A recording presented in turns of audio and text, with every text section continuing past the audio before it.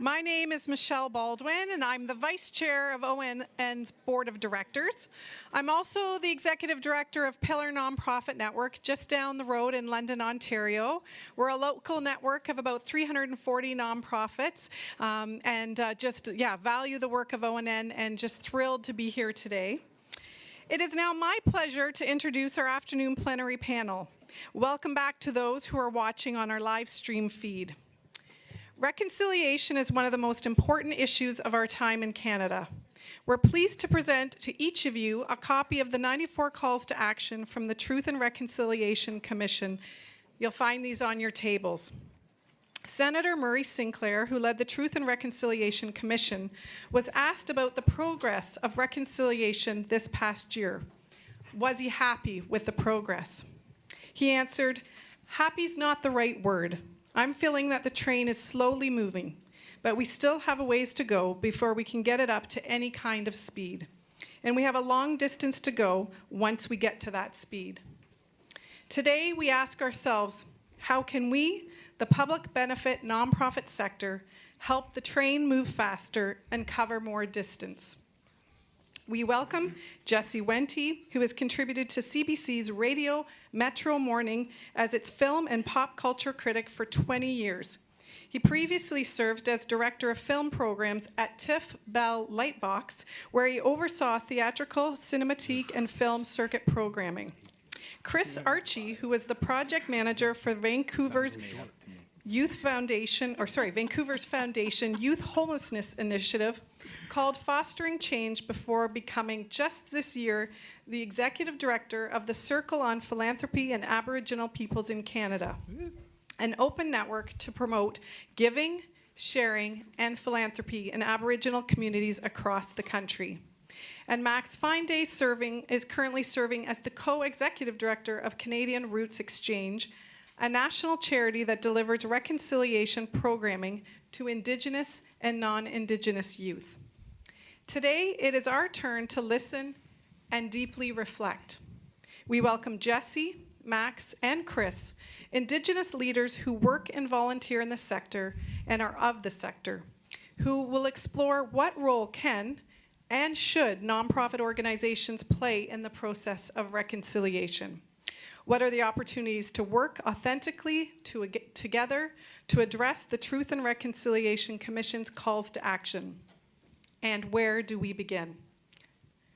So here we go.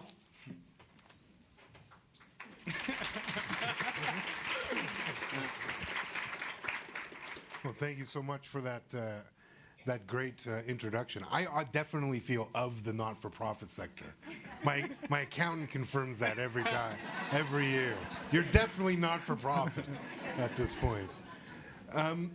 I think that introduction, I think sets up well. Can we assume, I would love to start this by assuming that we don't need to actually discuss why reconciliation, or whatever we want to call it, is important at this point. I would really appreciate that. Okay, great. Thanks. So we're going to assume, folks, that you sort of are caught up on why, say, we're here, and why this is a topic. So we're not going to go over that. I'd like to start with more of the how and the what, since both of you are very much involved in that. So where do we begin with, say, the how and the what for folks who want to engage with reconciliation, but perhaps are stumbling over, get the why part, but don't necessarily know the how and the what? Well, I think that the very first how needs to begin as an individual. I think that it's not enough to just know the history and to have a sense that this is an important thing to do or to invest your time and energy in. It begins with understanding kind of your own personal journey, understanding kind of your privilege, the where you come from, whose unceded territory you exist and work and live and play in. And so doing that first work is what's going to help you embody reconciliation as an act and as a process in your daily life. Additionally, at the Circle, we've been focusing on helping move folks in the sector towards going from a personal focus to then expanding your conversation with your family, doing what you can to understand the local Indigenous community where you live and work, before kind of jumping into thinking about how you do this work in a professional setting. Yeah, tuau kakio. Na siga sun kisko pisum wasis egua wikas kutinia. Egua nipinanaskumun kakio. Mamo tawimau. Mio kisagao anots. Nipinanaskumun nitotimak. Niwako maganak. Next question. I'm just kidding. I'm just kidding, everybody. I'm just kidding. What I just said in my language, as I've often been told to do by my family, by my aunties, is to introduce myself, where I come from, thank our kind and loving Creator for giving us a beautiful day to have these conversations, these important conversations, these incredibly difficult conversations. It's really interesting to be a native now. We're very, very popular. We're very in. Reconciliation is sexy. It feels good, I can tell you that. And we have 500 predominantly non-Indigenous people listening to the three of us talk about what we see and how we work and what we think is the role of you in this important thing called reconciliation. I echo Kris's comments, and she's much smarter than me. That's why I always let her talk first. He lets me talk first.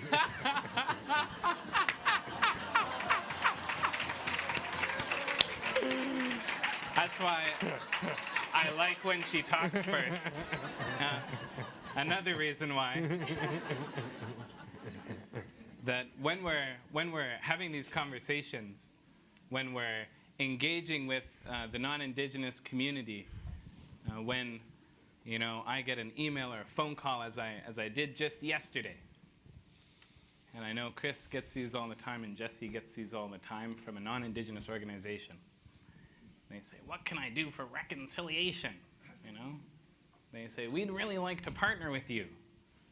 We got some funding dollars from the government to engage with the red man. Will you partner with us?"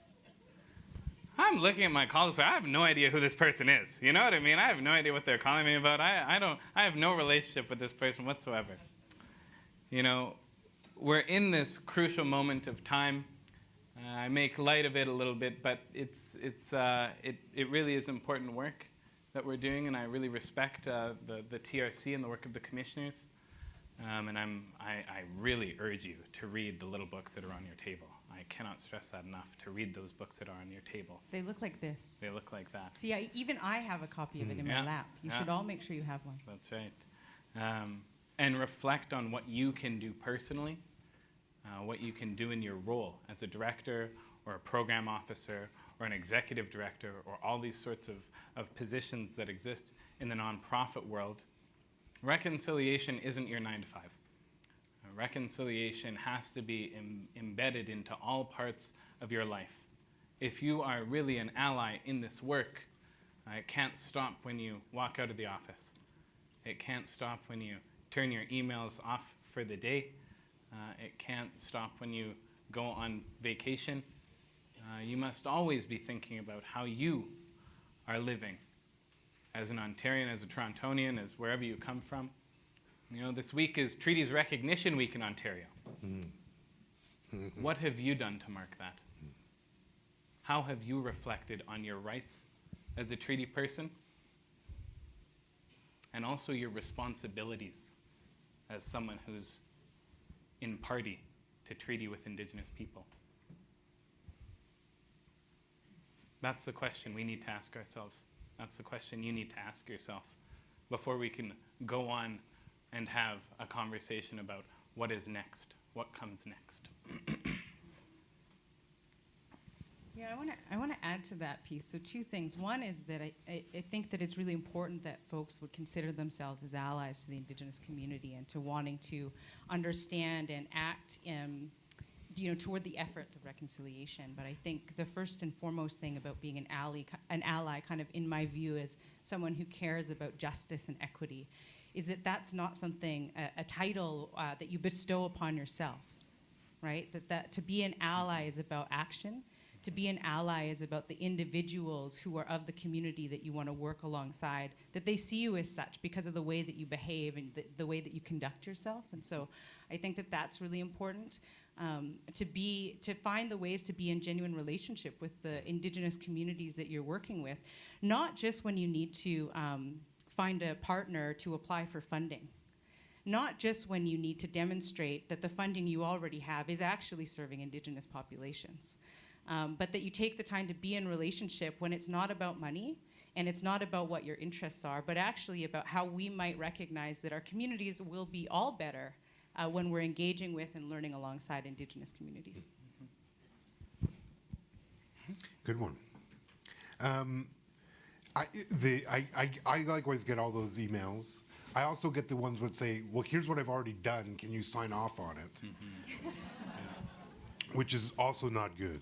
Don't send either of those emails. I guess I would like to, you mentioned treaty and Treaty Recognition Week. I laugh a little bit because that's funny, a little bit. Treaty Recognition Week. Yeah. They recognize. I don't know what that means exactly. They don't honor them. They just recognize that they exist in Like, time hey, and you, space. over there, I see you. But what it was, one of our colleagues, Wanda Nanabush at the AGO, recently introduced treaty into her relationship with the organization, for example. And that's an interesting idea in terms of, because relationship, I think, is a great word.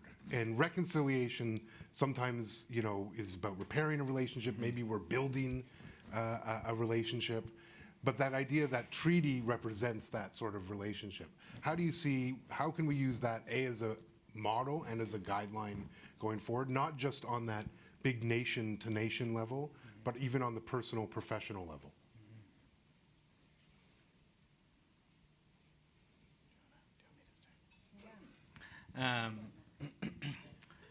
When we got together, our ancestors got together a few hundred years ago.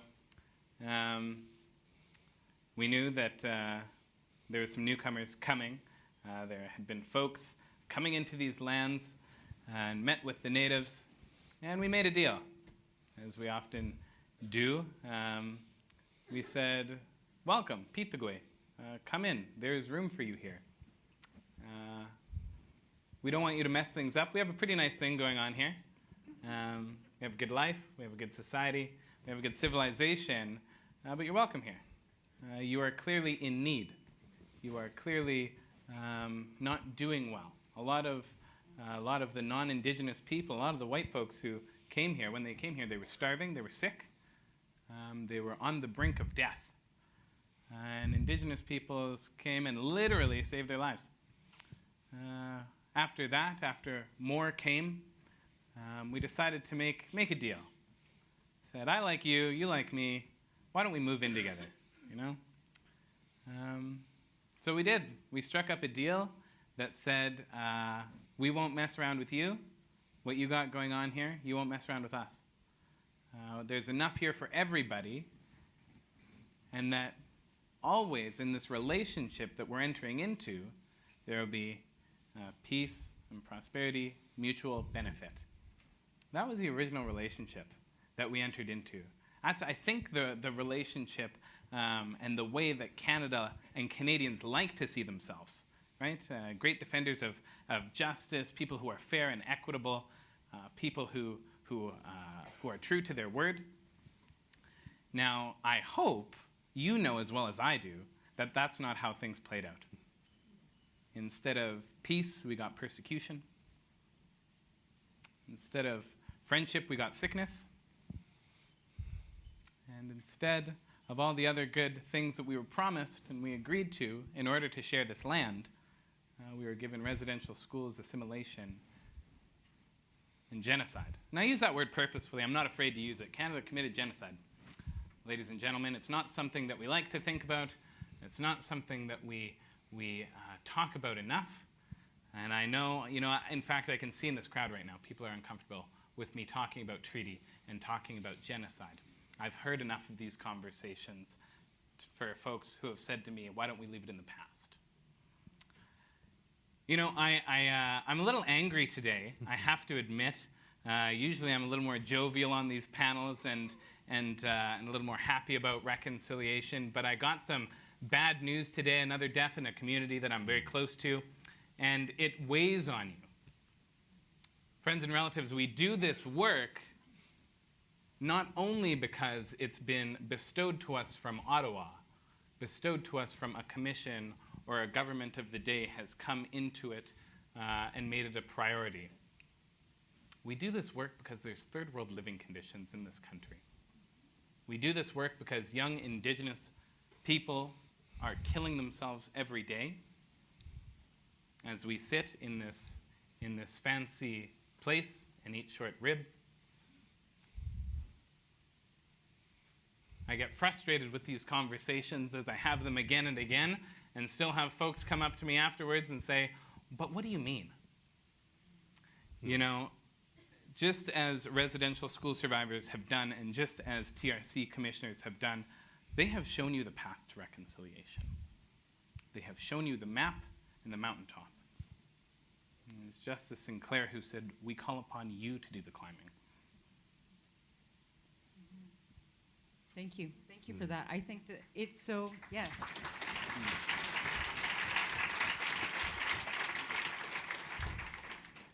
It's a reminder about the kind of constant iteration of inviting Indigenous folks to be in the conversation to give the answers. And like you said, the answers have been laid out.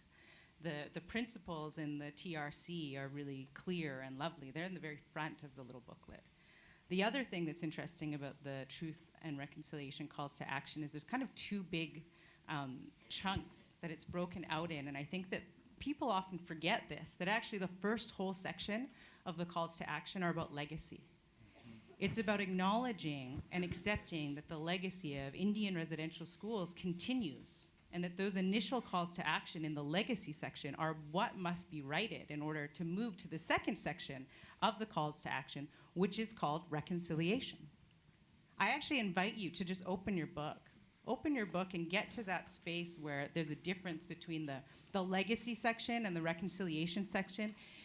And you know, like, mark the corner, do what you can so that you come to understand that before reconciliation that there is this other work to be done. And that we get through that place, we get onto that pathway by knowing and understanding the depth of what's already inside of those books.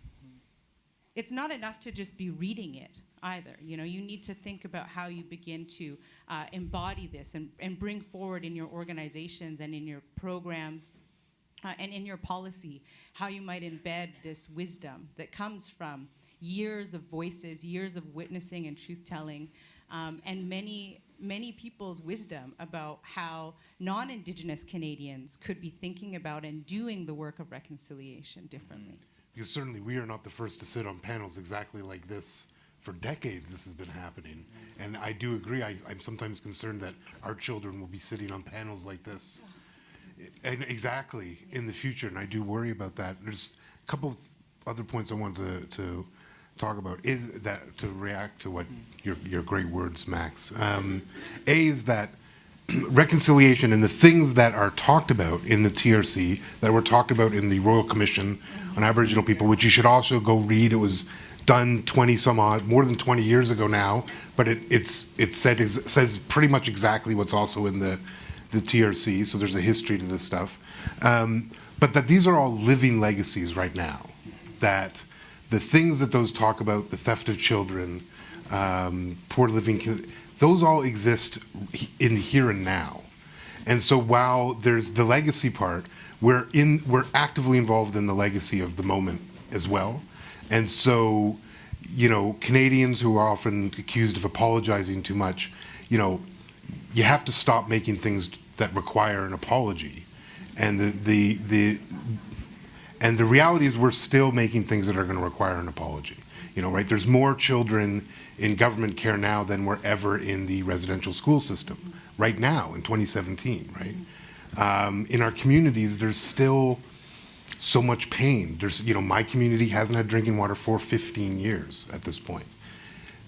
this is not in the past, it's ongoing. So it's important to acknowledge as you enter into any sort of reconciliation that this isn't about all the past, it's about really what's happening now and the people here now and the legacy of that. And I also want to acknowledge this is certainly something I know a lot about, or I think all of us do, which is the emotional labor of this, which is, I think, key to when you come to engage with Indigenous peoples, knowing that it is a living legacy, so that we, our communities, our families, are all ongoing basis dealing with this. But then when we're called into work, that this is also an emotional toll because this is a lived experience.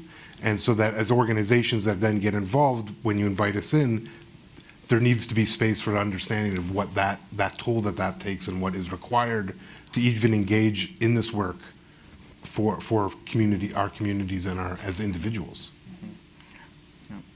One of the things that is important to recognize is that there's a fear of doing the wrong thing that I think is really, really amplified in the day and age of social media, and also just in recognizing how quickly your organization could be brandished as bad, as doing the wrong thing, saying the wrong thing.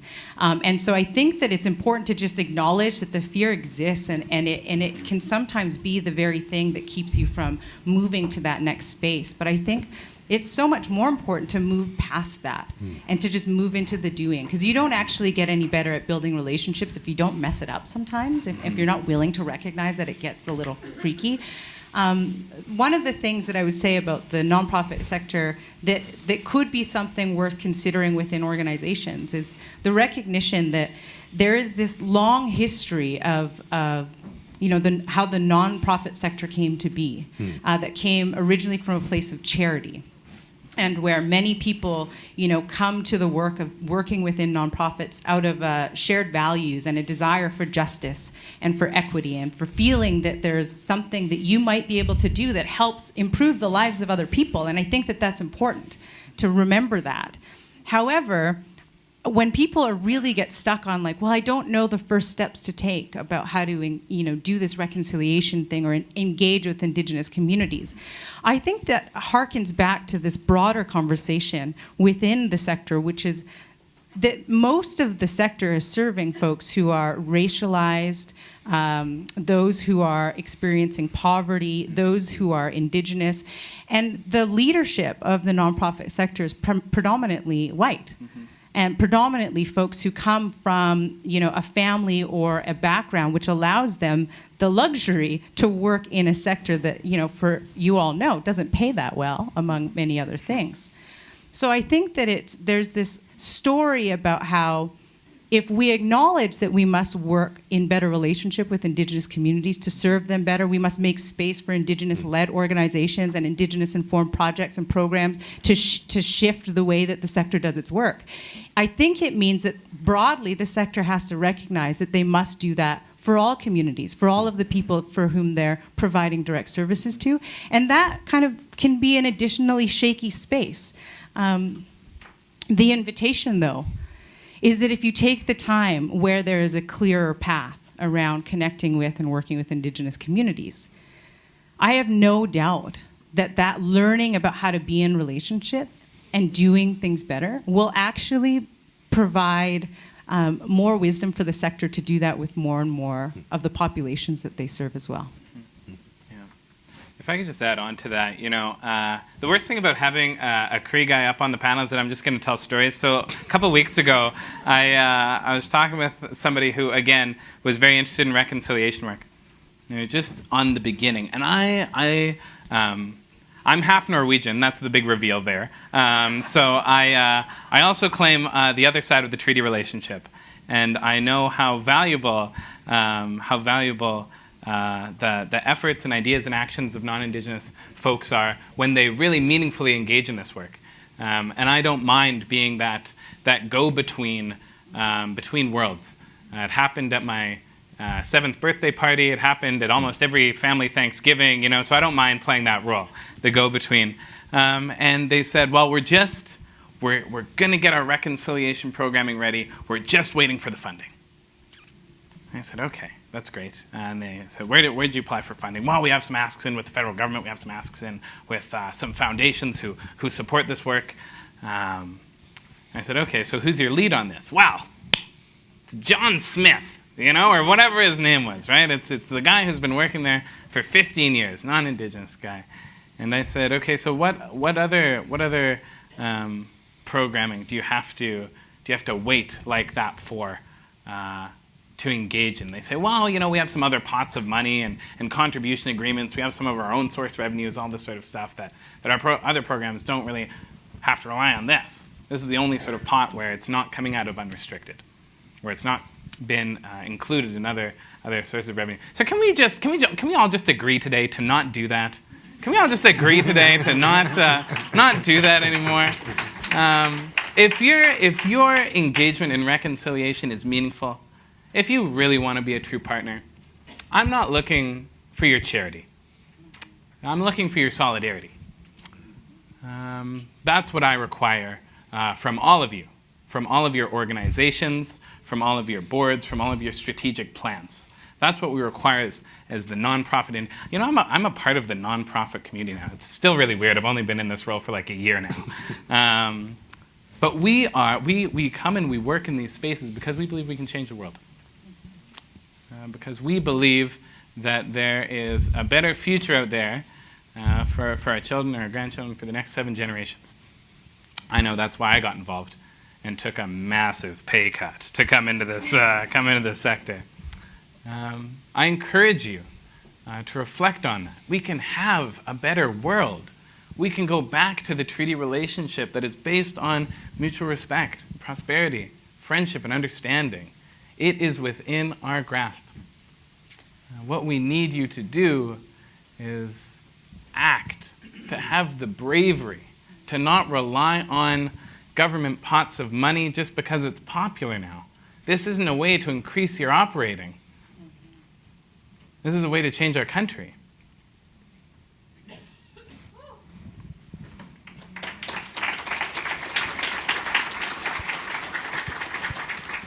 What are the biggest challenges to that? If I'm going to be frank. Yeah. Please do. Please do. We'll call you Frank for the rest of the Yeah, time. yeah. Yeah, I can be Laird. Yeah. And I mean this with the utmost respect. It's the baby boomer and the Generation X.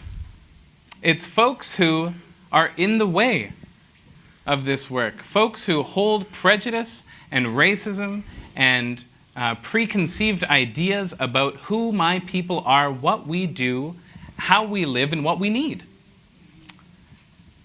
There was a survey that came out, and some of you have heard me talk about this before a year ago, that asked by demographic, by age, do you believe meaningful reconciliation can happen in your lifetime, right? And the baby boomers were the lowest. Generation X a little bit more. All with under 50%. My generation, millennials, 79% of millennials believe that meaningful reconciliation can occur in their lifetime. And that's a gift to Canada. That is a true gift to Canada.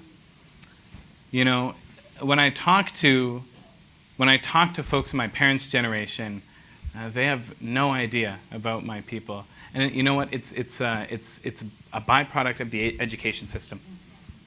They were never shown or told that we lived in complex societies before the bad things, that we have our own governance and kinship and economies and beautiful languages that were so funny and so handsome, Like, they never learned that stuff in school. They were robbed of that opportunity. So I don't blame them. What I say to baby boomers and Generation X is that they need to go out now and learn about these things. They need to start where their grandkids are, in kindergarten. You'll see that today or yesterday it was announced that Indigenous history and residential school, all these sorts of things were incorporated in the K-12 curriculum. More and more universities are incorporating these ideas and these topics into their curriculum. But who's at the top? Who's the leadership of these organizations? still my parents' generation. So they have staff who are trying to convey why this is so important, how we can do this work in a good way, and they're facing these roadblocks. They're facing EDs, board chairs, they're facing program directors who don't see the value, who don't understand this is only 4.5% of the population after all. What we need from you is that ability, that humility, which is a Anishinaabe teaching. It's not a Cree teaching. I'm not humble. But to practice a little bit of humility and to know what you don't know. To recognize what you don't know and go and fix that. Learn about our people. Talk to our people. We're a lot of fun.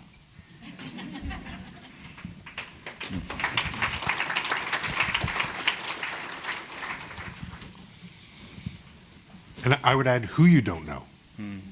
Because I think so much is, especially even for that generation, have they ever called? Did they ever go? Did they ever seek out an Indigenous person? Because, colonialism and all the assimilation and those relocation policies of our great-great-grandparents' age made that harder.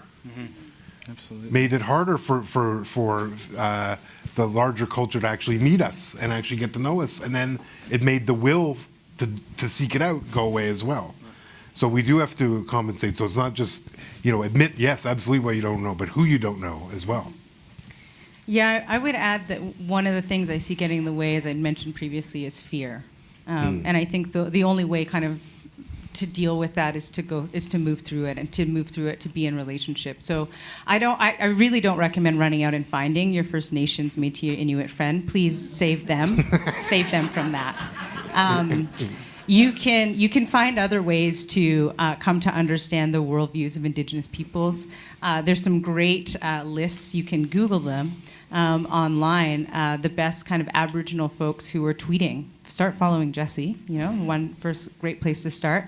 Pay attention to CBC Aboriginal, which actually, if I'm not mistaken, still holds the highest readership of any of the CBC channels in all of Canada, and continues to, I believe, not receive the same amount of funding and or support internally. They do not. Thank you. I would say, additionally, take the time to think about how you begin to have these conversations in your family. Because if you are someone who is feeling a little bit like, I didn't learn this, and so I'm uncomfortable, I don't know where to begin, you could start by asking your kids, because I bet your kids know something about it, and or might have some kind of concepts that could be an invitation for learning about it together. Because on the humility front, to do learning with your children or your grandchildren or with your family is actually one of the best first places to begin. You have to deal with the racist auntie at Thanksgiving. Yeah, everyone's got someone right in their family. The best way to figure out how you might begin this action is to begin in your family, because that's where you're going to face the kind of the most unusual conversations. You're going to have to kind of come to bear witness to the reality of your family, and working through that is going to put you in a better position in your professional settings to work differently. Additionally, I would add that there are some really important behaviors and or skill sets that I think the nonprofit sector could really invest in. And so do some investing in an anti-oppression framework. Make sure that your staff have an understanding about what that is. Take the time to invest in intercultural fluency. So the idea of talking about this issue of Indigenous communities could be especially harder if you're working within an organization or an institution that doesn't even have a framework for understanding anti-oppression, or doesn't have a framework for working through being in intercultural spaces and increasing our fluency with that. And so that might be the best first place to begin, is to shore up your skills there, so that you are able to move into the space of reconciliation and hopefully do less harm. Thank you. Which actually dovetails to a point I wanted to also talk about, which is, as Indigenous communities build capacity and get well and heal, we know we're the youngest and fastest growing population in all of Canada. Best looking. Of course, of course. more and more of us are going to be employed in positions, and one of the things certainly that I've occasionally bumped up against is, let's say you're the only Indigenous person in a setting, in an employment setting, that when it comes to, say, suddenly issues of reconciliation or what to do, there can be a lot of undue pressure suddenly put on that one person who, of course, is Anishinaabe or Cree, does not necessarily speak to all of the nations or all of the situations. There's more than one? Breaking news. Breaking news. Yeah. Don't ask Donald Trump that for sure. But so I would love to just talk about that, how we deal with, and I think having anti-oppression and those sorts of ideas are really valuable for then having that person be in a safe space once they've arrived in your organization. But there can be you suddenly become the go-to person. And this is true, I don't think, just for Indigenous people. I think this is all marginalized people can suddenly have to answer for a much larger community than they really should. And a lot of pressure can be put on them, especially in moments like this, years like this with the sesquicentennial and everything. Yeah, I think back to my own experiences working in the nonprofit sector, many times being the only Indigenous person, especially during times of National Aboriginal Day. And, lots of questions about what should we do, and can we get matching T-shirts, and can I walk with you? Those kinds of questions. And so I think that I learned over time to build a bit of a thick skin. But I also learned some tactics around just asking questions back to folks. Some like, I think if you looked a little harder, you might find other people's answers on that. Or, who else have you talked to? Or when someone has said, can you tell me how to pronounce this community's name? I'm like, I'm Sequem, I'm not from there. I have a completely different language. Sorry, I can't help you. It's these little opportunities that become a moment for teaching and hopefully help kind of stop people in their tracks a bit around oh yeah, maybe I have some work to do. There are other places I can find this wisdom. I think that becomes an important practice. Additionally, though, I also think it's important to really push against this idea of capacity, that Indigenous communities are lacking capacity. Right. They're lacking capacity to show up at your meetings and help you do the work that you need to do to get that funding. That they have no capacity to answer the phone to the stranger who's calling them over and over looking for a letter of support.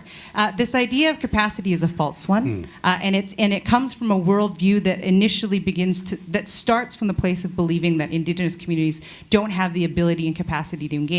That's just completely false. That in fact, Indigenous communities have so much capacity, they're too busy doing their work to be bothered with being pulled in and parachuted in to answer some questions and to be the brown face of the table.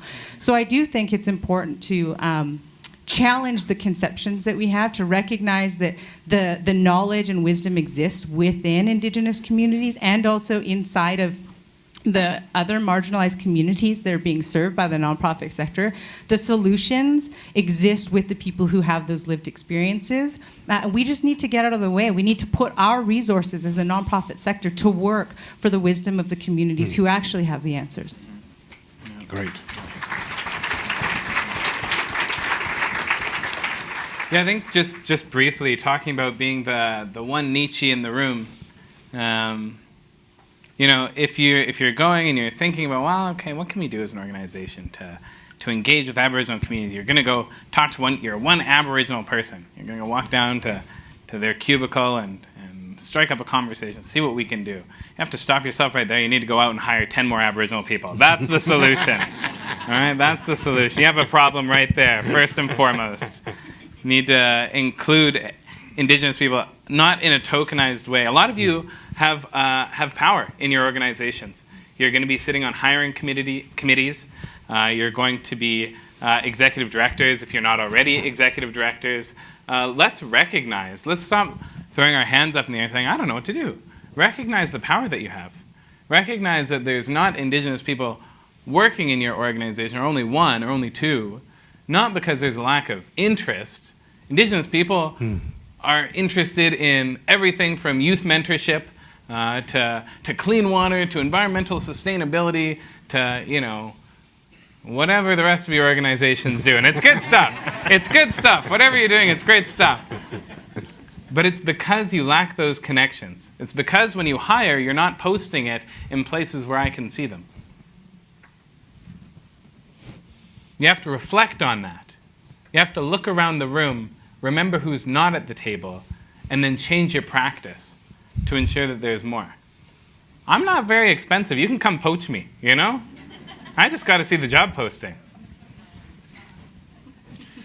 So I think we need to wrap it up. I think the takeaway I would leave you with is just relationship. That this is about relationship and changing the nature of our relationship, examining your existing relationship and going back and seeing how it can be improved on a personal level, organizational level, national, nation to nation. Doesn't have to be just about Canada and all the First Nations or Métis and Inuit. It can be on an organizational basis, treaty, those sorts of ideas. Thank you both so much for sharing so much with us today. Thank you. Miigwech.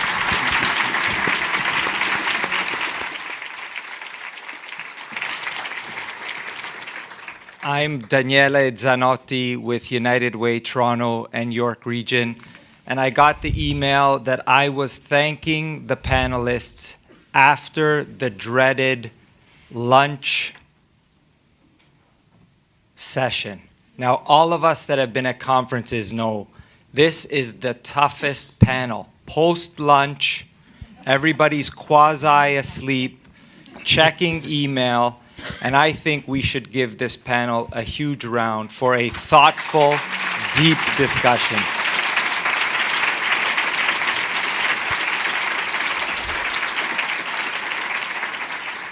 Jesse, for the voice and the wisdom that we just all had to close our eyes and say, that's Jesse Wente.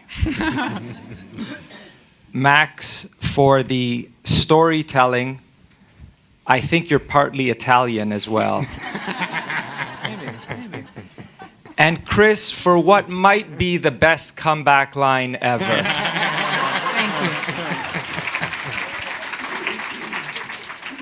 But for focusing us on the how and the what, and on the importance of genuine relationships, you reminded me when United Way, Toronto, and York were beginning our relationship to merge. I visited an elder in Georgina and on Lake Simcoe, and she was tossing pebbles into the water, and she told me that the name Toronto first appeared in the historical records in 1670. Toronto from the Mohawk, meaning where there are strong trees in rushing water. And she, at the time, she said the word Toronto referred to Georgina and Lake Simcoe, where we were sitting then and not where we are sitting now. And then she patted my bald spot as she was prone to do. It bugged the heck out of me. And she said, strong tree, you are in rushing water. Rush slowly, rooted with. And I'm waiting, rooted with ... what? And she says, rooted with. Period. At United Way, as we start our journey of making this the center of our work, we have trusted Indigenous and non-Indigenous leaders. We have heard clearly this must be a priority. We are being challenged, like you, to do more, and to do more we must. And like many of you here, we ask, how? What? And like so many, we root ourselves in the Truth and Reconciliation Commission. And there's no excuse to say that it is too complicated or we don't know what the solutions are. And we have learned we don't know what we don't know. And so as we dip our toe into this rushing water, we take the time to work with and build relationships with. And the change we are looking at each in our own shops is historically significant. We have to be fierce and urgent, whether we have dollars or, as Max said, or not. And we have to make the commitment to do it right and find the ways to be in genuine relationships that can guide our transformation and change. No shortcuts, no 9 to 5. I want to thank our panelists. I want to thank the many local leaders who, for decades, Stephen Teakins, Ken Richard, Larry Frost, Don Sillaby Smith, have been saying over and over again, this must be our voice, this must be our work. Strong NFP tree. We are in rushing water. We must rush slowly, rooted with, in solidarity. This is a heavy weight we carry together. Thank you all. Cheers.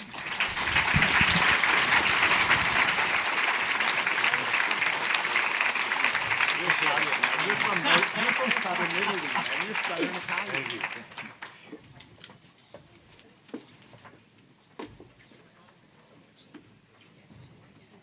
Thank you, everyone. We really appreciate that authentic conversation.